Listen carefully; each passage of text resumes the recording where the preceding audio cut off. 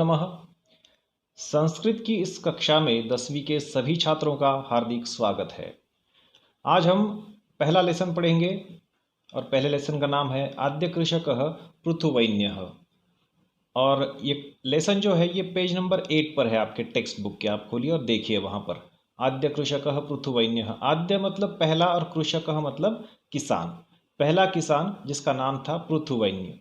ये जो कथा है ये ऋग्वेद से ली गई है। ऋग्वेद एक प्राचीन ग्रंथ है और इसका प्रीफेस इस लेसन का मैं आपके लिए पढ़ता हूँ। ऋग्वेदात एषा कथा उद्धृता। ऋग्वेद के मंडल क्रमांक 10, सूक्त क्रमांक 93 और ऋचा जो है वो 14वीं है। यहाँ से ये कथा ली गई है, ऋग्वेद से ये कथा ली गई है। वेन भूपतेः पुत्रः वैन्यः एव पृथुवैन्यः इति नामना ज्ञातः। वेन राजा का पुत्र वैन्यः यही पृथुवैन्य के नाम से जाना जाता है। सह प्रजाहित दक्षः आदर्शः सम्राट इति स्मृतः। वह प्रजा के हित में दक्ष यानी attentive to the welfare of the subjects. प्रजाहित दक्ष मतलब प्रजा का हित देखने वाला और आदर्श सम्राट माना जाता है। भारत देशे पृथुना एव कृषि कार्यम प्रारब्धम संशोधितम विकासम प्रति नीतम च। भारत देश में पृथु राजा ने ही कृषि कार्य मतलब एग्रीकल्चर, प्रारब्धम मतलब शुरू किया, संशोधितम मतलब रिसर्च किया और विकासम प्रतिनीतम मतलब डेवलप किया, विकास किया उसका। सह एव कृषि विद्यायाः जनकः इति मतः। वही कृषि की विद्या मतलब खेती करने की जो विद्या है उसका वो जनक भी माना जाता है, पिता माना जाता है, जिसने शुरू किया है ये। अतएव सह प्रथमः कृषकः, इसीलिए वो पहला कृषक है, किसान है। धरित्र्याः पृथिवी इति नामाभिधानं पृथोः कार्यस्य स्मारकम इति मन्यते बुधैः। धरती का पृथ्वी ये जो नाम है ये पृथु ने किया जो कार्य है उसका स्मारक है, मतलब उसकी याद दिलाता है, स्मरण दिलाता है, ऐसा विद्वान लोग मानते हैं। ये तो हो गया प्रीफेस। अभी हम लेसन पढ़ेंगे। भूपालः पृथुवैन्यः नाम धरायां प्रथमः अभिषिक्तः सम्राट।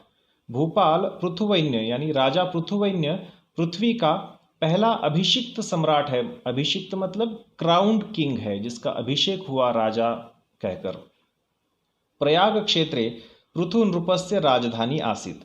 प्रयाग क्षेत्र में पृथु राजा की राजधानी थी, कैपिटल थी। राज्याभिषेक समये चारणाः पृथु नृपस्य स्तुतिं गातुम उत्सुकाः।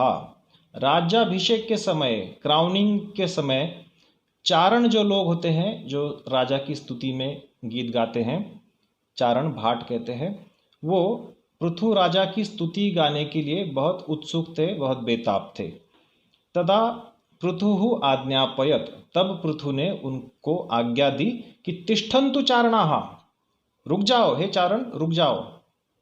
यावत् मम सद्गुणाः न प्रकटी भवन्ति तावद अहम न स्तोतव्यः।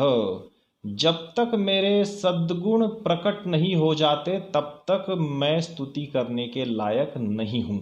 मतलब जब तक मेरे सद्गुण मतलब अच्छे गुण जब तक बाहर नहीं दिखते हैं लोगों को तब तक मेरी स्तुति मत कीजिए आप बिना कारण के। स्तवनम तो ईश्वरस्य एव भवेत्। स्तवनम मतलब स्तुति, तारीफ तो ईश्वर की होनी चाहिए।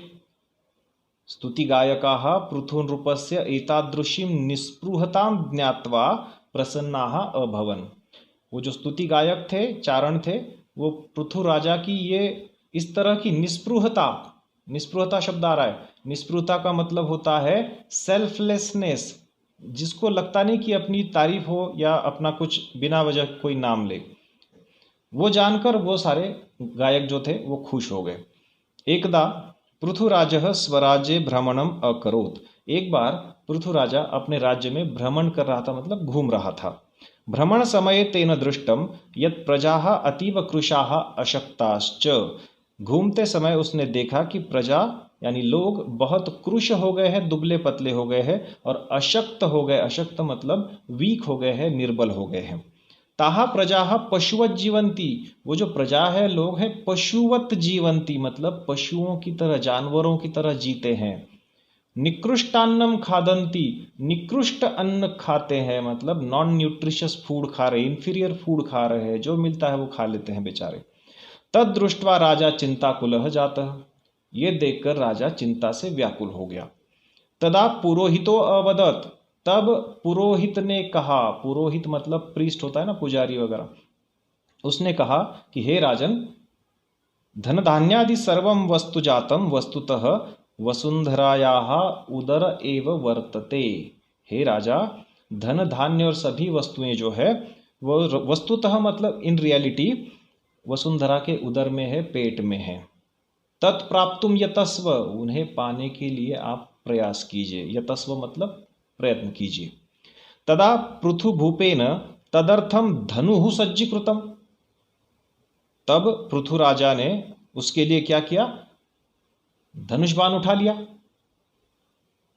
तदा भूमि ही स्त्री रूपम धृत्वा तस्य पुरतः प्रकटिता अभवत अवदच्च, तब भूमि स्त्री का रूप धारण करके उसके सामने प्रकटित हो गई और बोली कि हे राजेंद्र, हे राजाओं के राजा, तव पिता दुशासकः वेन राजः राजधर्मस्य पालनम न करोत, तुम्हारा पिता दुशासक था जिसका नाम वेन राज था। दुशासक का मतलब होता है बैड गवर्नर, जिसको राज्य करना नहीं आता था, वह वेन राज था और उसने राजधर्म का पालन नहीं किया।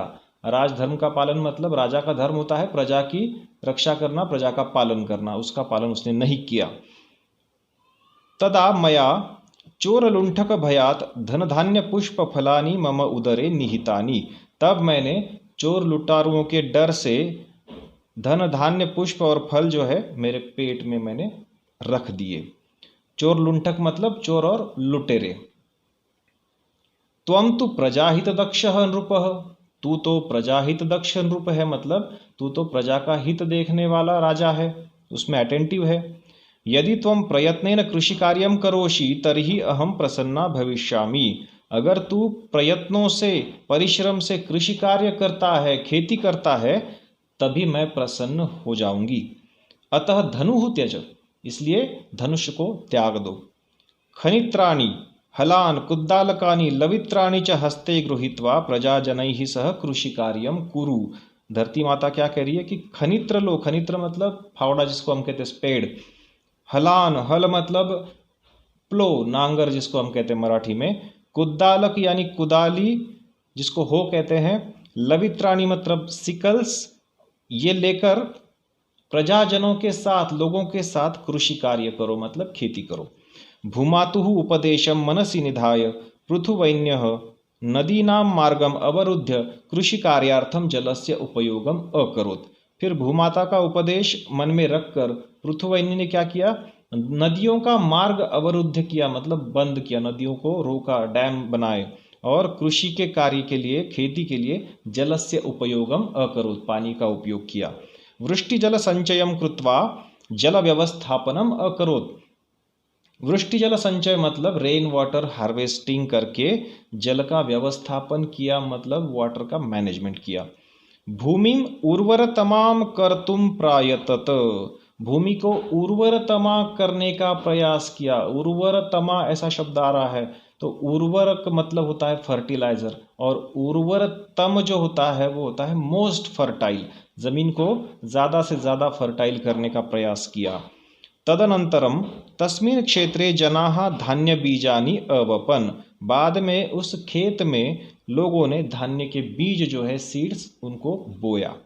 स नैकेभ्यः वृक्षेभ्यः विविध प्रकारकाणां बीजानां संकलनम चयनम च परिश्रमेण अकरोत्। उसने कई सारे वृक्षों से विविध प्रकार के बीजों का संकलन किया मतलब कलेक्शन किया, उसमें से अच्छे बीजों का चयन किया मतलब सिलेक्शन किया, और इसके लिए बहुत सारे परिश्रम उसने किए। अनंतरम बीजानां संस्करणम कृत्वा वपनम अकरोत्, बाद में बीजों के ऊपर संस्करण करके उनको, वपनम मतलब बोया, संस्करण करना यानी बीजों के ऊपर कुछ रासायनिक प्रक्रिया करना, केमिकल ट्रीटमेंट करना। बीज जैसे है वैसे हम उसको बोते नहीं है, उसके ऊपर हमको कुछ ट्रीटमेंट करनी पड़ती है कि फंगस वगैरह ना लगे और उपज ज़्यादा हो सके। पर्जन्यानंतरम बीजेभ्यः अंकुराः उद्भूताः, पर्जन्य के बाद, पर्जन्य यानी बारिश, बारिश के बाद बीजों से अंकुर फूटे। धान्य लाभेन सर्वे प्रजाजनाः संतुष्टाः च अभवन्।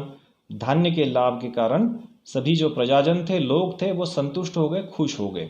एषः कल्याणकारी नृपः पृथिव्यां प्रशासने अग्रणी जनसेवा व्रती च अभवत्। यह कल्याणकारी राजा यानी पब्लिक वेलफेयर करने वाला राजा, पृथ्वी के प्रशासन में, एडमिनिस्ट्रेशन में लीडर हुआ और जनसेवा व्रती हुआ, यानी जनसेवा का जिसने व्रत लिया है, प्रतिज्ञा ली है, ऐसा वो राजा हुआ। और यहाँ पर ये स्टोरी ख़त्म होती है और इसके जो क्वेश्चन आंसर्स है वो आप सॉल्व कर सकते हैं। मैं भी आपको उसकी PDF ज़रूर दूंगा, तो ज़रूर देखिए, पढ़िए और इस लेसन को समझिए। धन्यवाद।